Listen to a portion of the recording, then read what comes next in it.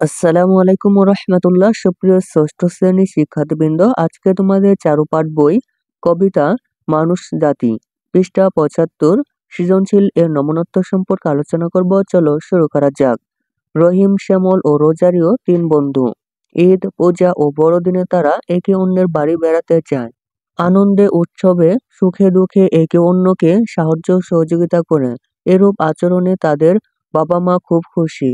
রহিমের বাবা বলেন, তোমরা অসাধারণ। তোমাদের মতো সবাই বন্ধুসুলভ হলে এই পৃথিবী আরো সুন্দর বাসস্থান হবে। খনন প্রশ্ন হচ্ছে মানুষ জাতি কোন কাব্যগ্রন্থ থেকে নেওয়া হয়েছে? খনন প্রশ্ন হচ্ছে দুনিয়া সবারই জনমবেদী এ কথা দ্বারা কি বোঝানো হয়েছে? গণন প্রশ্ন হচ্ছে রহিম, শ্যামল ও রোজারির বন্ধুত্বে মানুষজাতি কবিতার কোন বক্তব্যটি ফুটে উঠেছে ব্যাখ্যা করো। ঘনং প্রশ্ন হচ্ছে উদ্দীপকের রহিমের বাবার মন্তব্য যেন মানুষজাতি কবিতার মূল সুর, উক্তিটি বিশ্লেষণ করো।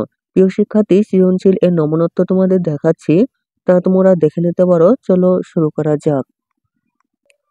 ষষ্ঠ শ্রেণী চারুপাঠ বই কবিতা মানুষ জাতি পৃষ্ঠা ৭৫ সৃজনশীল প্রশ্নের উত্তর।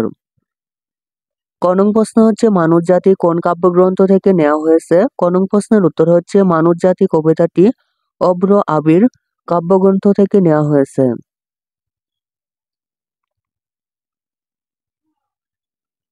খনং প্রশ্ন হচ্ছে দুনিয়া সবারই জনমবেদী একথা দ্বারা কি বোঝানো হয়েছে?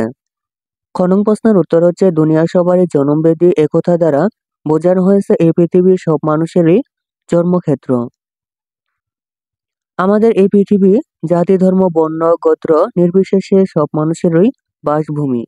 একই মায়ের দুধ পান করে যেমন সন্তান বড় হয়ে ওঠে, তেমনি পৃথিবীর সব মানুষ একই পৃথিবীর খাদ্য ও পানীয় গ্রহণ করে, একই সূর্য ও চাঁদের আলোয় প্রতিপালিত হচ্ছে। গণং প্রশ্ন হচ্ছে রহিম, শ্যামল ও রোজারির বন্ধুত্বে মানুষ জাতি কবিতার কোন বক্তব্যটি ফুটে উঠেছে ব্যাখ্যা করো।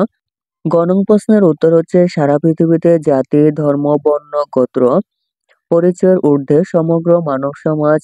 রহিম, শ্যামল ও রোজারির বন্ধুত্বে মানুষ জাতি কবিতার এই বক্তব্যটি ফুটে উঠেছে। মানুষের সত্যিকার পরিচয় সে মানুষ। জাতি ধর্ম বর্ণ নিয়ে মানুষকে আলাদা করা হয়েছে। এ পৃথিবী জাতি ধর্ম বর্ণ নির্বিশেষে সব মানুষেরই আবাসভূমি। উদ্দীপকের রহিম, শ্যামল ও রোজারিও তিন বন্ধু, তিন ধর্মের অনুসারী।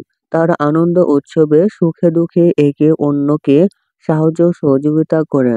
মানুষ জাতি কবিতায় কবি বলেছেন, জগৎ জুড়ে একটি জাতি আছে, সে জাতি হচ্ছে মানুষ জাতি। বাইরে যার রং যেমনই হোক, ভেতরে সবার রক্তের রং লাল। জাতি ধর্ম বর্ণের কৃত্রিম ভেদাভেদ ভুলে মানুষকে মানুষ হিসেবে বিচার করা উচিত। মানুষ জাতি কবিতার এই ভাবনা রহিম, শ্যামল ও রোজারির বন্ধুত্বের মাঝে ফুটে উঠেছে।